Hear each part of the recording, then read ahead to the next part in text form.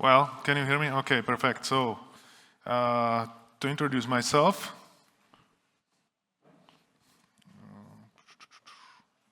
let's go here. Actually, I'm from Brno University of Technology, and I'm associate professor.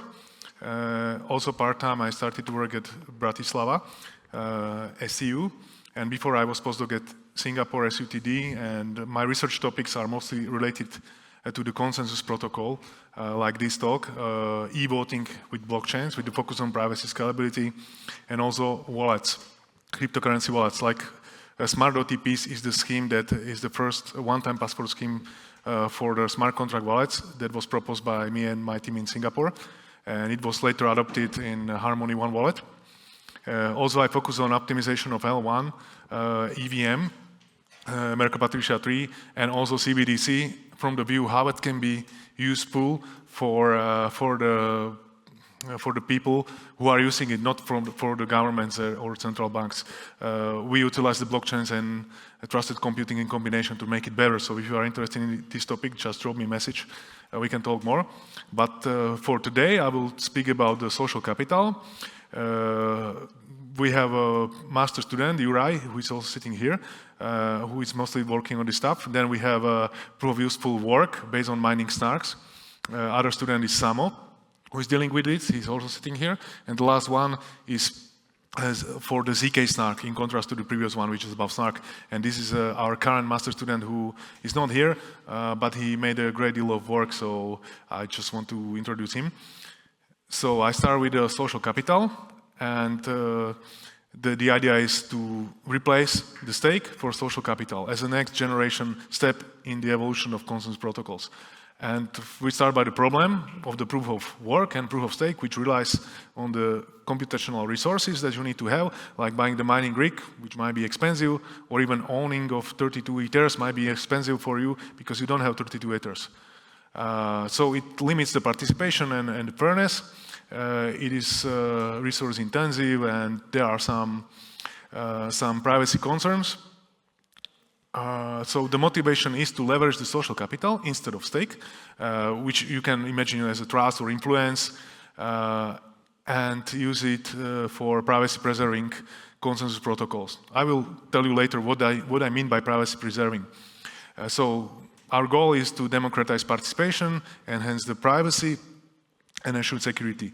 Applications are various across the DeFi space, including advertising, influence, or community-driven trust systems. So as for the existing approaches, as I mentioned, there are some limitations of proof of work and proof of stake, and social capital can be built on a trust and reputation of Web 2 in the Web 3 world. And we already seen a couple of projects in this area, but mostly at the application layer, like a Steam, Farcaster, or Friendstake.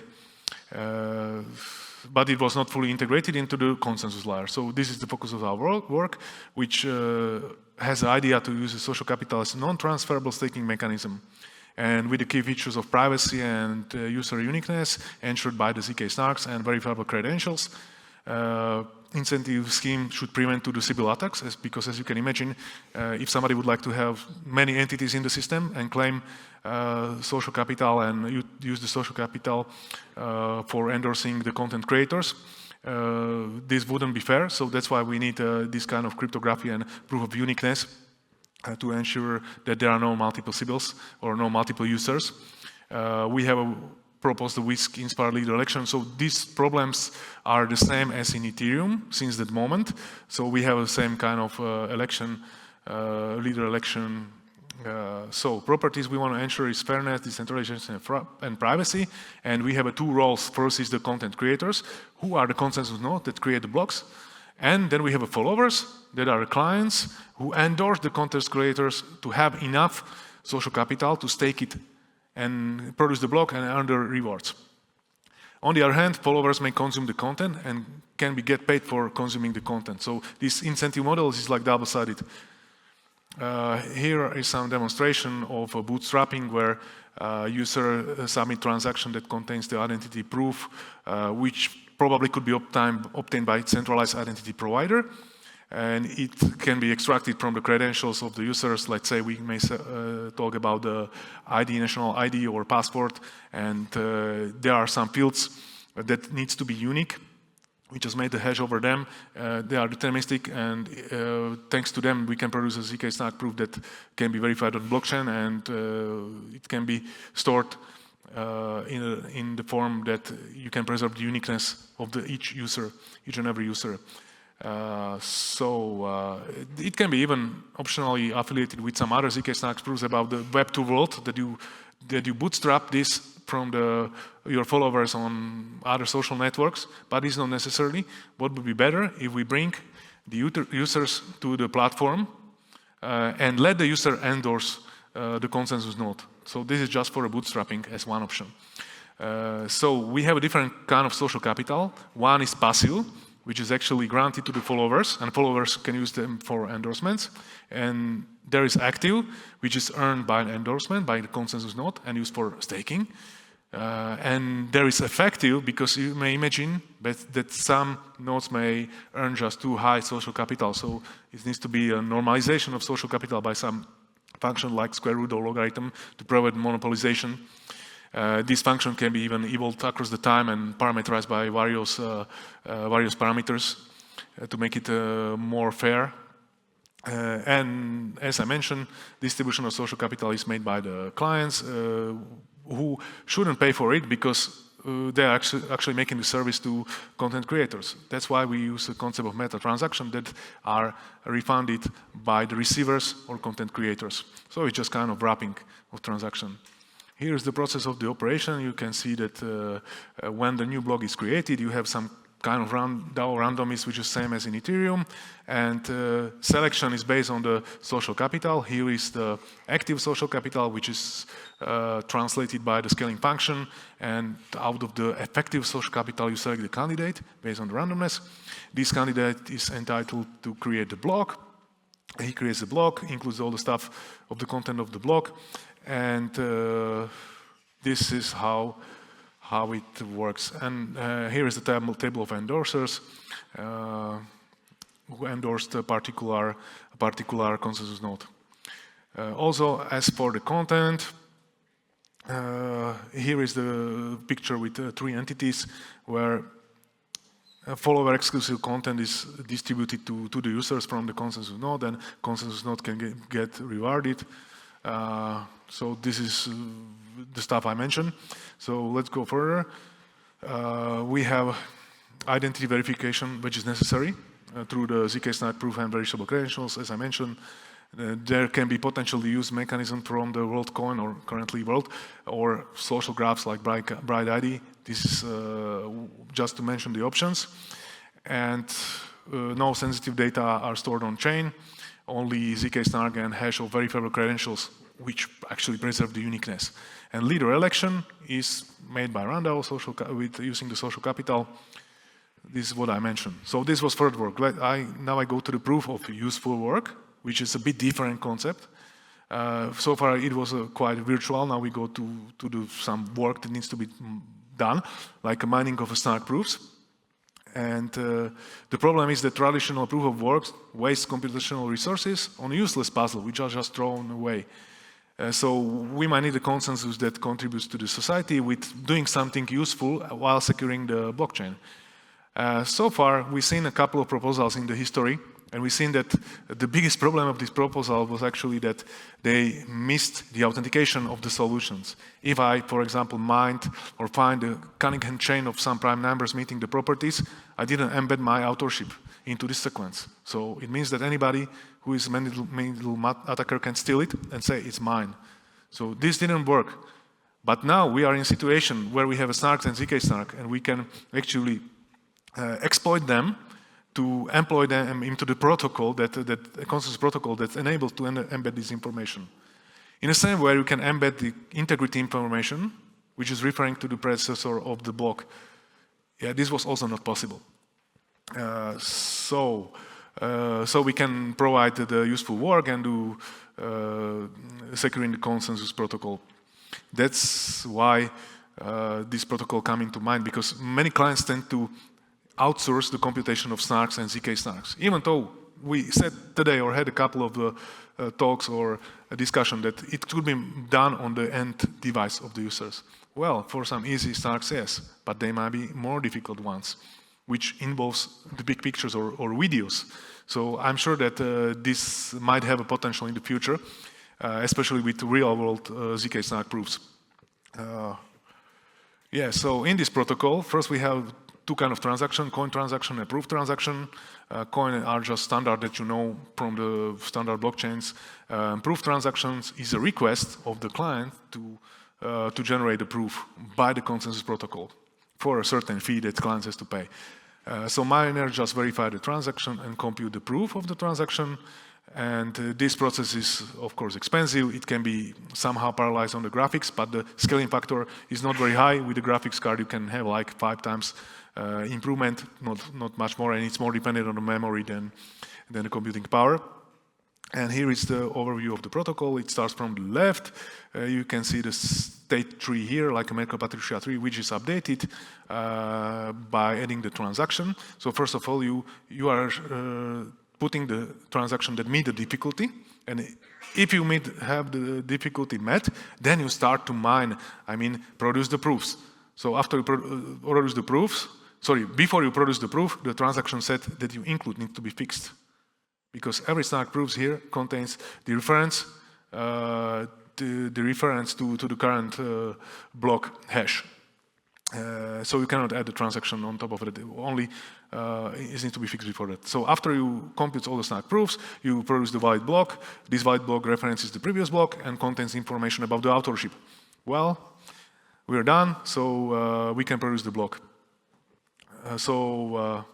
This marketplace is based on a consensus layer. It secures the consensus, and clients have to pay the fees to request the SNARK proof generation. Full nodes actually compute the SNARK proofs and include them in a block and earn rewards from fees and newly minted currencies, which is standard for the proof of work protocols. Nothing surprising, right? Then the block contains these two types of transactions, like a coin transaction and SNARK proofs. And we have a difficulty which is similar in Bitcoin to adjust difficulty according to the mining power in the network to meet certain time of block creation rate. As for the authentication and integrity, I already touched this before, but the fact is that SNARK can embed all the integrity information into itself before is it computed. So it's authenticated, and it prevents the man-in-the-middle attacker and ensures that the rewards go to the right miner. So here is a bit deeper visualization, even though it's just a zoom of what I already said before. So clients can request a coin transaction to be mined or computation of the SNARK proofs. So in mempool, you are actually accumulating the pending SNARK proofs beside the transactions. Then you create the block from the transaction, and you take this hash of the block, embed it into the SNARK proofs, compute the SNARK proofs, and produce the current block. And it's published on the blockchain. That's all. This is the high-level overview. Maybe it's not very readable, but I can tell you that there is a circuit table where you store the circuits, so some circuits probably could be even reused. And actually, there are some details of the protocol which are more or less similar or same to existing proof-of-work protocols. We made a proof-of-concept implementation, which is available at GitHub, made by Samo. And we evaluated some functionality and security. Our future work is to improve on this and make a full implementation, not only proof of concept, but we have even something else which builds on top of this work. Because what was the problem of the previous version? Do you know? Not my students, but others. If you compute the SNARKs, SNARKs are cool, but we want zk-SNARKs. And the reason why we couldn't compute the zk-SNARK is that when you outsource the computation of zk-SNARKs, you have to... No, witness. So you have to share the witness. And witness needs to be kept private to preserve the privacy property of the zk-SNARK, right? Or zero-knowledge property of the zk-SNARK. So there was a motivation for the next work, how to do it while preserving zk-SNARK proofs. So we actually managed to do it, and in this work with Richard, and it combines decentralization and computation utility and privacy, which we didn't have before, and we can actually hide the private inputs. So now we have a private input supported, if we can do it. So we do the outsourced proof generation to untrusted workers without revealing witness. So key features are that it's privacy-preserving proof generation via witness obfuscation techniques, which I will tell you a bit more. It secures the consensus, produces useful work, and we have incentive-driven consensus, which we want, and it scales. So private witness, okay, but in public environment, well, how to do it? How to do it while it's utilized for zk-SNARK computation. So there are potential direction of homomorphic encryption, or TEE, or multi-party computation. There are actually a couple of techniques that are dealing with them, and most of them have some disadvantages. It just takes too much, or you need a dedicated group of validators to do some interaction, and we don't like interaction. So most of these works we found are really in a very early stage. They don't have a proper implementation, not even proof of concept implementation. So finally, we decided to go for a witness obfuscation outsourcing, which is techniques that was proposed in the paper 2022 in a journal I mentioned in the poster session. So I don't have it here. You have motivation to check the posters. In the system architecture, you have a couple types of the nodes. One is the clients who submit the transactions and create the blockchain state. Then you have the provers, who are different kind of clients who want to do the zk-SNARK computation, who outsource. And then you have workers who compute the proofs. Here are the consensus nodes who create the blocks. In this way, they are even split to two. So actually, you have two kind of work. So it's like a PBS in Ethereum, right? There are workers who compute the proofs and miners who assemble such proofs into valid SNARK proofs, zk-SNARK proofs. We need a trusted setup, which can be mitigated by the multi-party computation if we are using Groth 16 system, proving system, which we actually did. To avoid some cases of not deleting the toxic waste. And for the communication, we are using the peer-to-peer gossip network for transaction and block propagation. We broadcast and request response modes. We have a broadcast and request response mode for efficient synchronization, so only as much as necessary messages are transferred through the network. And now I go to the techniques we selected. So it's witness obfuscation outsourcing. It's inspired by the design of Nakamura and others. And prover actually sends the obfuscated witness as a public parameter of the circuit via kind of masking to the worker. And this masking is not only to the prover or the client and to the circuit. So workers generate the proof using the proving key without accessing the witness. So circuit structure is kept secret to ensure confidentiality, and in the workflow, it's a standard prover just compiles the circuit, applies random mask, generate the witness. Then a proof request is broadcast with encrypted witness and circuit hash. Encrypted meaning obfuscated. Then process starts with continues with the worker who computes the Groth 16 proof, and it's verified on chain. So for the mathematical structure, we have a secret input as 1 and a secret output as 2, and public inputs P1 and public output P2. Actually, 1 mean output and 2 mean output. 1 mean input and 2 means output. We didn't do the refactoring here, sorry about it. So, and then we have a function to be proven, and prover samples random value R1 and R2 from finite fields, and it defines encryption and decryption functions with the input as 1 plus the obfuscation value. And for the outputs, it can do the same if it's necessary, but it might not be necessary. For the witness, we care only as an input parameter. So the other step is optional. So then we define the transformation function of the circuit. So this is the original circuit of the client who requested it. Here is the identity embedded, including the integrity information of the chain.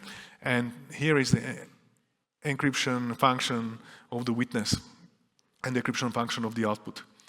And actually, if you look on the scheme, so witness is first encrypted by the client. It's decrypted only in the circuit. So only circuits know how to decrypt or deobfuscate the witness. So in this way, you can have a witness which is obfuscated as a public parameter.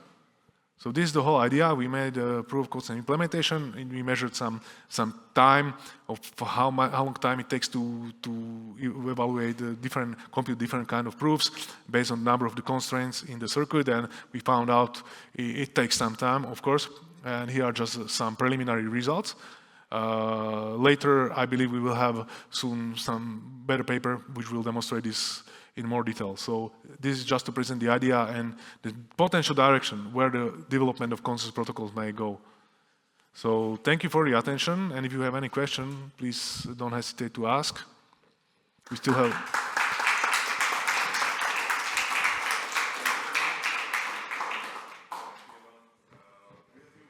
questions, so if anyone has question, yeah, I'll give you a microphone. Yeah, hello. My name is Ivan. I'm from Symbiotic Protocol. Can you speak a bit louder? Yeah, sure. My name is Ivan. I'm from Symbiotic Protocol. We are big fans of proof of stake, though. But yeah, the talk is interesting. I wonder if it's possible for like delegation use cases in that protocol. Do you envision that? The reason why I'm asking is because, like, imagine a party that has like reputation and like he's backed by like story and stuff, and he has reputation, but he don't know how to actually run node and use that reputation. So is it possible to delegate all the reputation that he has to the operator? Well, so we designed this consensus protocol based on the social capital as a proof of concept. We didn't intend to resolve all the details, just the important details for the security, which we believe we already managed to resolve. But such details as delegation, it's something that is the matter to be discussed. I cannot tell you which one is good or which one not, but I understand there are motivations for the people with the social capital to do this outsourcing. But on the other hand, they should realize what risk may impose this on them. That's why it's better to design this platform when it's integrated in some practical application as secure by default. So it will not enable to cause some attacks on the delegated party. Yeah. Delegated. So this is really just a detail, but this can be fit to any other use case that might work. Yeah. Cool. The second question I have is regarding the bootstrap phase for running such a protocol, because like at the bootstrap phase, you have like empty database of reputation, etc. So how do you envision that? Yes, that's true, and that's why I briefly touched the picture with zk-SNARK proofs from the other Web2 platforms, like Twitter or now X, sorry, and Facebook and others, where you can deliver this information which is already signed by SSL protocol, probably by SSLN, which is an improvement for non-repudiation, and bring it by Oracle to the blockchain. So this is the way how it could be done for the bootstrapping. But of course, I agree that it was like that, or it is like that when you bootstrap. You cannot have all the followers there immediately. So yeah. All right. And yeah, the last one I have, sorry for that, is like I'm interested in possible like idea exploration of like how to combine it with proof of stake and make proof of stake more decentralized. So yeah, maybe you have some take on that. Yeah, actually we were even thinking about making some hybrid combination with proof of stake, where somebody may have a stake and not the social capital. On the other hand, there can be somebody else who might have a social capital and not a stake. Or you can combine them together. Yeah, we were already thinking about it, and if you remember, At the times, 1 to 3 years after Bitcoin was released, there were some protocols that enable to reflect the coin age. The older coin you have, the easier was the proof of work you have to do, right? So it's also a kind of combination. So yeah, definitely, we were thinking about it, but anyway, thank you for bringing this out. Yeah. All right, one more question, anyone? I guess no. So I want to thank Ivan. I really like the proof of useful work because it implies that the other work is wasteful. So please give one more round of applause to Ivan, and thank you very much.